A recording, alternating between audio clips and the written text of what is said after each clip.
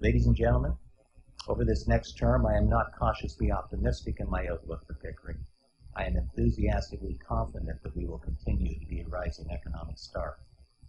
Pickering is fast becoming the premier municipality in Durham Region. Our potential has always been latent, and now it is being realized. I am proud and I am enthusiastic, but I am not content. Our success has just made me more determined, and I have now set my sights higher for Pickering, and I ask all of you to do the same. It's imperative that we attract more prestige businesses. This means establishing and building relationships with key people and organizations. For example, last summer I spent the better part of a day with the Consul General of South Korea and the President of the Korean Canadian Business Association. We met at City Hall, had lunch at the waterfront, and then toured key areas of the city.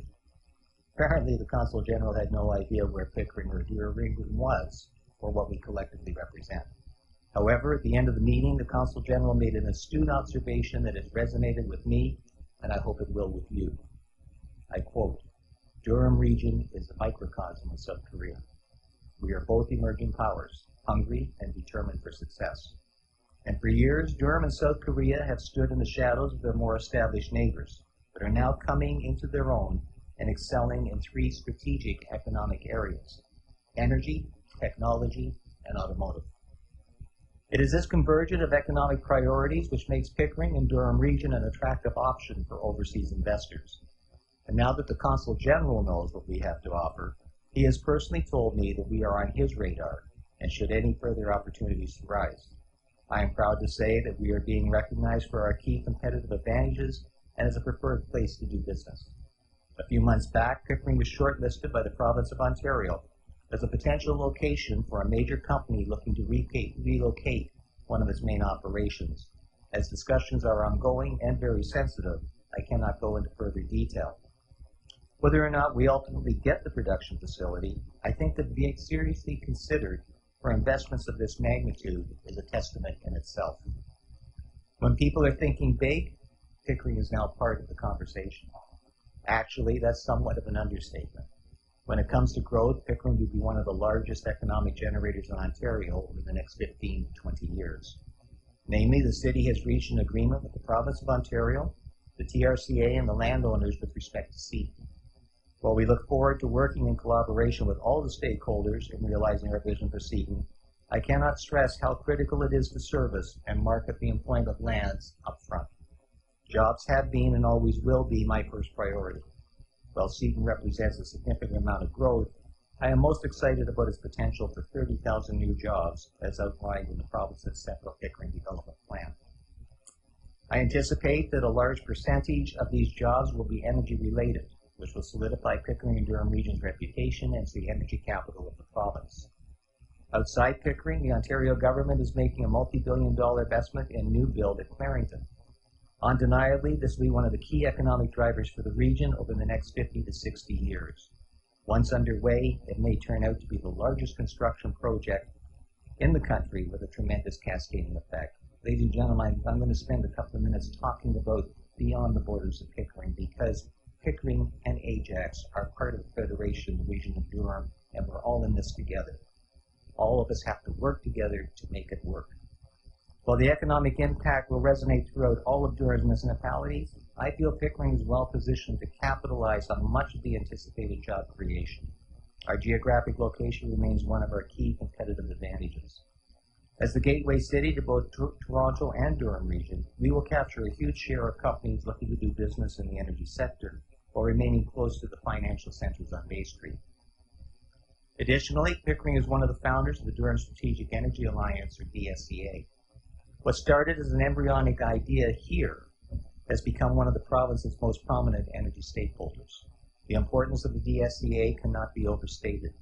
This was reinforced earlier this year when it was announced that the DSEA will become the lead organization for Innovation Durham Northumberland, a region innovation center that is part of the Ontario Ministry of Research and Innovation, or ONE, network across Ontario.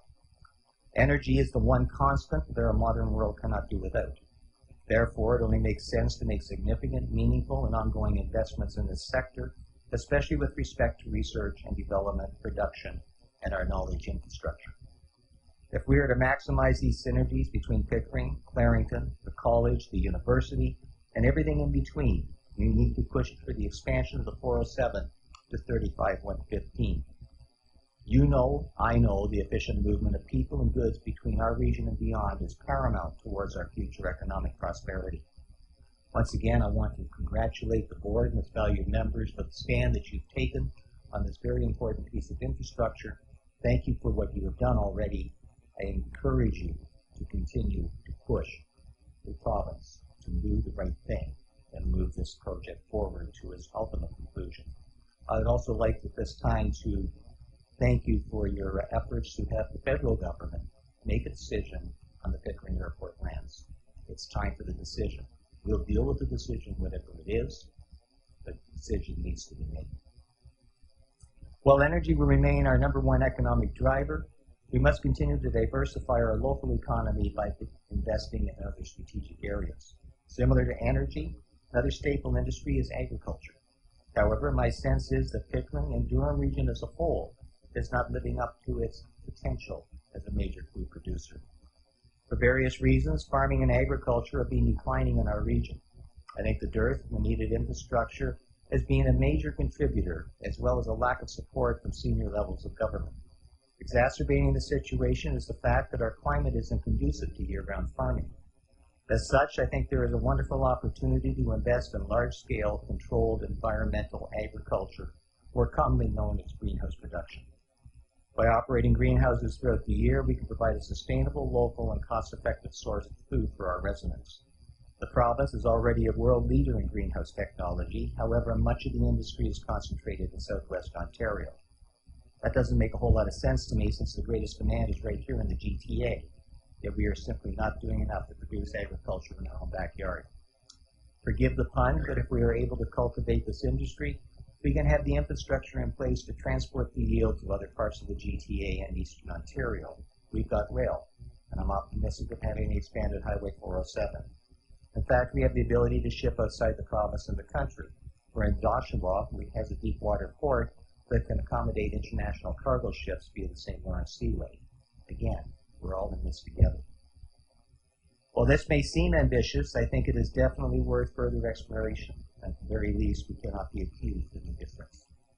Before I conclude my address, I wish to make one more statement about cultivating innovative ideas and prolific opportunities. I want to stress the importance of nurturing and supporting our entrepreneurs and new businesses. This has been and remains a key priority for our economic development staff. For example, Norcon Energy is a fledgling alternative energy company whose principal has been meeting with our staff over the past year. The founder and brains behind the operation is a Pickering resident who is committed to setting up his head office and potentially his production facility here. This brilliant entrepreneur has developed a patented technology to produce a sustainable supply of clean biofuel products cost-effectively and in a short period of time in a relatively small footprint and based on a renewable resource that would be available year-round and does not impact food supply chains. With respect to incubating this business, I'm proud to say that UOIT is doing its part to help build Norcon Energy. UOIT has recognized the potential of this technology and is currently doing collaborative research for process verification and optimization. It is also studying how to genetically modify the algae feedstock for even greater yield. The latent applications of these fuels are endless. The potential economic, environmental, and political impacts, staggering. This could be a game changer with its genesis right here in Pickering. It certainly makes me excited to think about the possibilities. Will this cutting-edge technology change the world? Who knows? One thing I've learned is that if you don't think big, you will never accomplish anything memorable or of significance. And so in closing, I ask you to do the same. Think big for Pickering. In fact, I ask you to think huge. Unlike many other GTA municipalities, Pickering still has a wealth of opportunities to build, create, and grow a truly integrated and progressive manner. Let us rebuke the easy allure of mediocrity. Instead, let us continue working in partnership, unified in vision and purpose, as we strive for greatness. Together, we will lay the foundation for the next 200 years of a storied legacy in my municipality and yours. Thank you very much.